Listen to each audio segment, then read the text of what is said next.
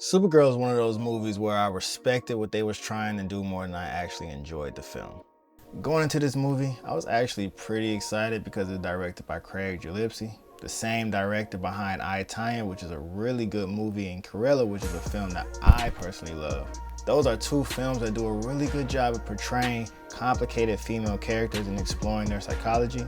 Craig Gillespie has always been great at making women feel layered, flawed, emotional and human. So when it came to Supergirl, who's dealing with trauma, isolation, and identity, I thought that this was a perfect match. And honestly, I think the strongest aspects of the movie was just the cinematography. Visually, the movie was beautiful. The framing, the lighting, the scale of the shots, everything feels very intentional. Craig Gillespie knows how to use the camera to communicate emotions. He manages to make Supergirl feel incredibly powerful while also making her feel isolated and emotionally broken at the same time, and that's not an easy balance to pull off. The flashback sequences were easily my favorite part of the entire movie. Those scenes gave us the emotional context of who Kara really is, what she's lost, and why she's carrying so much pain. Those scenes feel raw, emotional, and visually stunning. Honestly, I found myself more invested in the flashback than I actually was in present day storyline. I also thought Molly Alcock did a really good job as Supergirl. She sold the trauma, the loneliness, and the survivor's guilt of what this version of the character was carrying.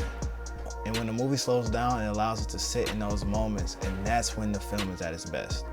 And that's what's frustrating to me about this movie, because I could see what they wanted the movie to be. You can see Craig Gillespie's fingerprints all over the film.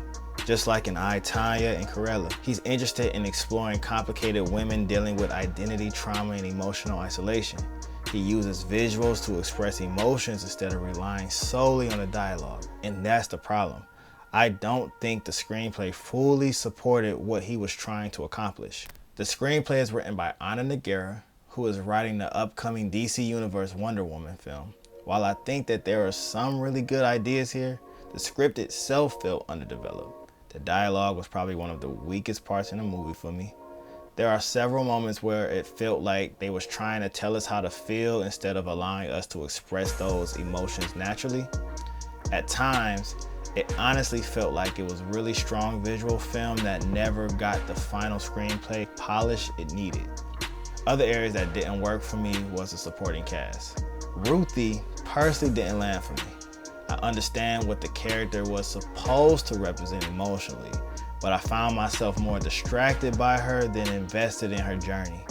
The emotional payoff between her and Supergirl never fully connected the way I think that the filmmakers intended it to be. The same thing goes for the action scenes. For a superhero movie, I thought the fight sequences were surprisingly underwhelming. They weren't terrible, but they weren't memorable. They lacked the impact and the creativity that I expected from a character as powerful as Supergirl. And then there's Jason Momoa. Honestly, his appearance felt more like a marketing decision than a storytelling necessity.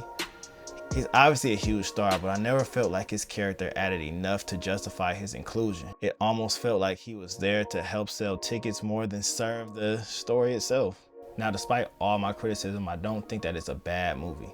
There are moments throughout this film where you can absolutely see the potential.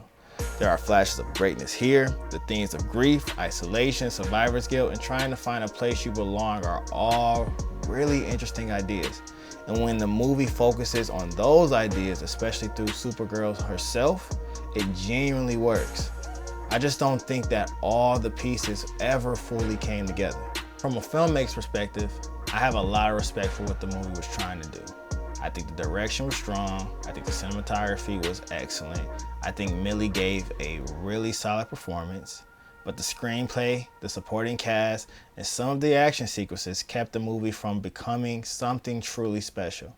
At the end of the day, Supergirl isn't bad, it isn't good, it kind of just sits right in the middle. It's one of those movies I respect more than I actually enjoy.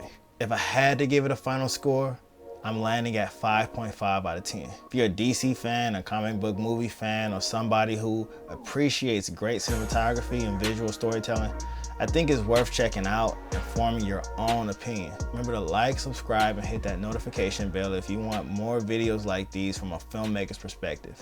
I'll see you on the next video.